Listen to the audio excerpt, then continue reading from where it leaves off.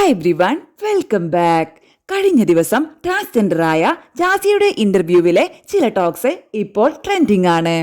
അവരുടെ വാക്കുകൾ ഇങ്ങനെ: ജാസിയോട് ജെൻഡർ മാറുമോ എന്ന ചോദ്യത്തിന് ജാസി ഒരു സ്റ്റേറ്റ്മെന്റ് പറഞ്ഞിരുന്നു. എനിക്ക് പേടിയാണ്, ഞാൻ മാറില്ല എന്നൊക്കെ. അല്ല, അങ്ങനെയല്ല.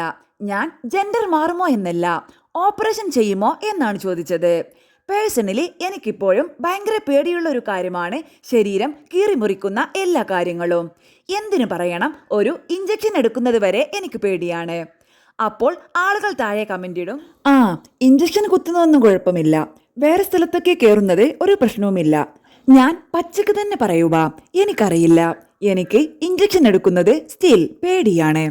ഇപ്പോൾ ആളുകൾ ചോദിക്കുന്ന ഒരു കാര്യമാണ് ആണാണോ പെണ്ണാണോ എന്നുള്ളത്. പിന്നെ ചോദിക്കും, ജാസി ആണുങ്ങളുടെ മൂത്രപ്പുരയിലാണോ അതോ പെണ്ണുങ്ങളുടെ മൂത്രപ്പുരയിലാണോ പോകാറ്? അങ്ങനെ എല്ലാ കമന്റും ഞാൻ കാണാറുണ്ട്. ഇപ്പോൾ ഞാൻ ട്രാൻസ്ജെൻഡർ ID കാർഡിന് അപേക്ഷ കൊടുത്ത് എനിക്ക് ഒരാഴ്ചക്കുള്ളിൽ ട്രാൻസ്ജെൻഡറിന്റെ ID കാർഡ് കയ്യിൽ കിട്ടും. ഞാൻ ഇത്ര ലേറ്റായിട്ട് എടുക്കാൻ കാരണം ഞാൻ കുറെ കാലം ദുബായിലായിരുന്നു. അവിടെ ഒരിക്കലും ട്രാൻസ് അലൗഡ് അല്ല.